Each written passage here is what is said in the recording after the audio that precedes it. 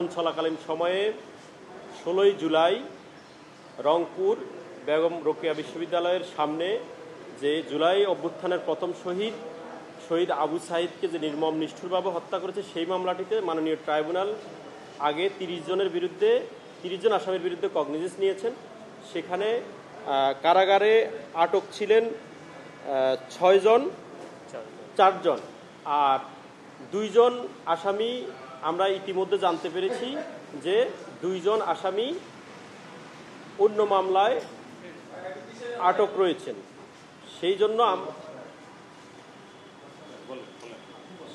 আমরা সেই 2 জনকে এই মামলায় প্রোডাকশন ওয়ারেন্ট ইস্যু মূলে হাজির করার জন্য আমরা মাননীয় ট্রাইব্যুনালে আবেদন করেছি। মাননীয় ট্রাইব্যুনাল সেটি মঞ্জুর করেছেন। সেই 2 জন আসামির বিরুদ্ধে প্রোডাকশন ওয়ারেন্ট ইস্যু করা হয়েছে। আর বাকি 24 জন পলাতক আসামির বিরুদ্ধে মাননীয় ট্রাইব্যুনাল দুটি পত্রিকায় বিজ্ঞপ্তির জন্য আদেশ দিয়েছেন, যেটি রেজিস্ট্রার অফিস ব্যবস্থা নেবেন এবং পরবর্তী দিন ধার্য করেছেন 22 জুলাই 2025।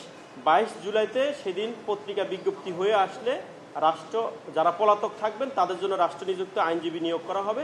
তারপরেই অভিযোগ শুনানির দিকে মামলাটি যাবে। 10 জুলাই যে অর্ডারটা সেটা আজকে মডিফাই করা হলো। 10 জুলাই যে অর্ডারটি ছিল সেটিকে মডিফাই করে দিয়েছেন। 2 জনের বিরুদ্ধে সেটি প্রযোজ্য হবে না বলে দিয়েছেন। আর আরেকটি মামলা হচ্ছে, আপনারা জানেন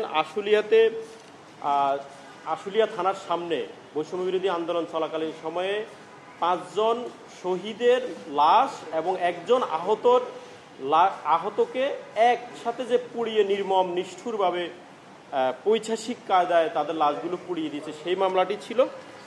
এই মামলাতে 8 জন আসামি কাস্টডিতে আছে আর 5 জন আসামির ওয়ারেন্ট এক্সিকিউশন রিপোর্ট এখনও ট্রাইব্যুনালে আসেনি, এসে পৌঁছায়নি। সেজন্য আমরা মাননীয় ট্রাইব্যুনালের কাছে সময় চেয়েছি। মাননীয় ট্রাইব্যুনাল এটি 16ই জুলাই ধার্য করেছেন এবং 16ই জুলাই এই ওয়ারেন্টের উপরে এক্সিকিউশন রিপোর্টটি এসে পৌঁছালে পত্রিকা বিজ্ঞপ্তির জন্য দিন রাখবেন মাননীয় ট্রাইব্যুনাল। এটি ছিল আজকে। আপনি সম্প্রতি একটা ঘটনা ঘটেছে পুরান ঢাকায়, যেখানে পাথর দিয়ে একজন ব্যক্তিকে নৃশংসভাবে মেরে ফেলা হয়েছে। এই অভিযোগে ট্রাইব্যুনালে আসার সুযোগ আছে? এইটা আসলে আমার বলার এখতিয়ারের মধ্যে পড়ে না। যে কেউ চাইলে তো এটা যেহেতু ক্রাইমস এগেইনস্ট হিউম্যানিটির এগেইনস্টে মামলা, সিস্টেমেটিক অ্যাটাক থাকতে হবে, ওয়াইড স্প্রিড থাকতে হবে। সো এটা আমাদের এই ট্রাইব্যুনালের এখতিয়ারের বিষয় না।